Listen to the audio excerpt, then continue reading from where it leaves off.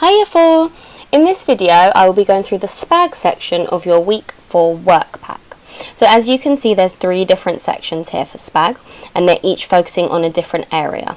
So the first one says write out the sentences in your best handwriting and add the correct punctuation. So as you can see here, there's certain things missing. So you need to make sure you've got your capital letters, your full stops, your inverted commas, your exclamation marks, question marks, commas, and things like that to make sure that your sentences make sense. Also remember that for names of people, they have capital letters at the beginning of their names. The next one says complete the sentences with the appropriate conjunction. So it says to use your heat conjunction. So however, even though, although, and therefore. So you need to put those in the gaps there. There is more than one possibility for some of them. And you need to see which ones make the most sense.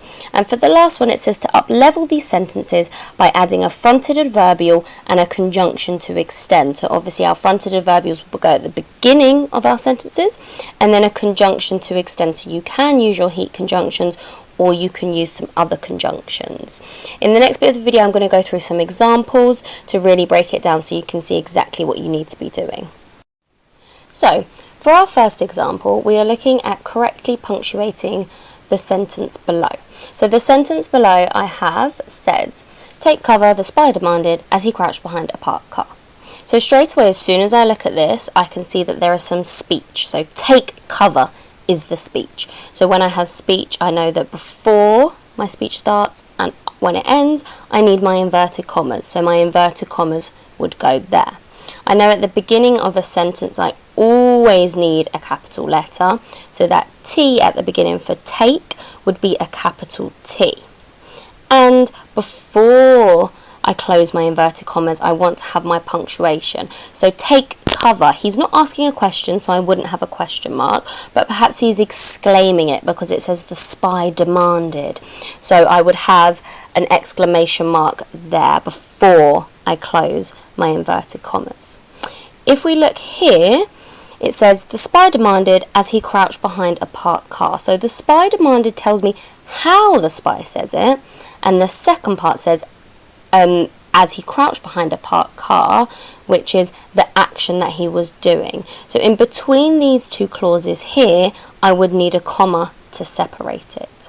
And then finally at the end here, I would need a full stop because obviously it is the end of my sentence. So if we look at that all together, I have my inverted commas for take cover, because that is what the spy is saying, capital T for take at the beginning of the sentence, and my exclamation mark inside my inverted commas.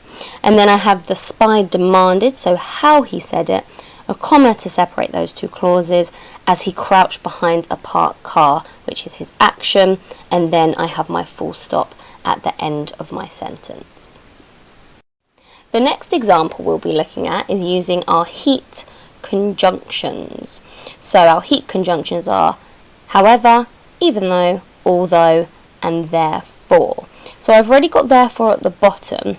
So if I were to read my sentence, Alex Ryder leapt from the building, he was not wearing his parachute. So if I tried therefore in there, would that work? Alex Ryder leapt from the building, therefore he was not wearing his parachute. That one wouldn't work, so I can cross that one out straight away. Alex Ryder leapt from the building, however, he was not wearing his parachute. That would work, so I could put that in there.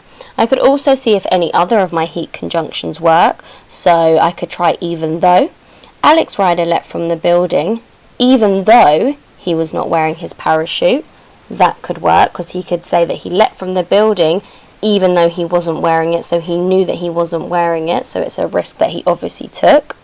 And Alex Ryder leapt from the building although he was not wearing his parachute. So that also works. So as you can see, with the conjunctions we've used here, you can possibly use 3 of them that would work. So in your sentences, there may be more than one option as well. So you need to decide which one fits best. So here, I think however would fit best. So the final example we're going to be looking at is upleveling our sentences by adding a fronted adverbial and a conjunction to extend. So I have a very simple sentence here that says the spies fled from the building. So it's a pretty boring sentence, and we can definitely uplevel it by including a fronted adverbial and a conjunction. As we know, our fronted adverbials go at the beginning of our sentences and they are always followed by a comma. So it will explain how something is being done or where something is being done. So my example says, in a hurry, so that is how the spies moved, and then I've got my comma afterwards. The spies fled from the building. So I've extended this further by including a heat conjunction. So the heat conjunction I have used is however. So in a hurry, the spies fled from the building. However, they were not aware that the mission was not yet complete. So I've up-leveled my sentence using my fronted adverbial and my heat conjunction, and it sounds much better now. It's got a lot more information and more detail. So I hope this was helpful for you, and hopefully you can use these examples when completing the SPAG section of your work pack. Good luck!